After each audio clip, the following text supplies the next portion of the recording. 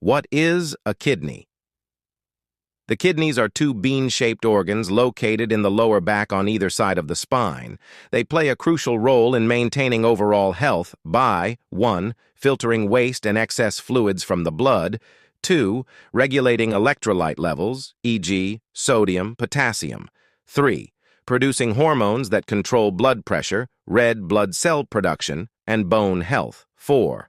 Maintaining acid-base balance. Kidney structure, 1.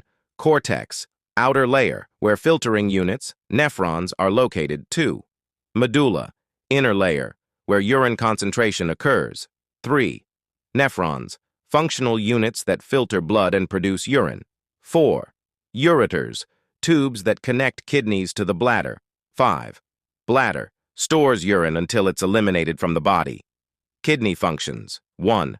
Waste removal, urea, creatinine, etc. 2. Fluid balance, regulating water levels. 3. Electrolyte balance, sodium, potassium, etc. 4. Blood pressure control, producing hormones like renin. 5. Red blood cell production, producing erythropoietin. 6. Bone health, regulating calcium and phosphate levels. Common kidney issues. 1. Kidney stones.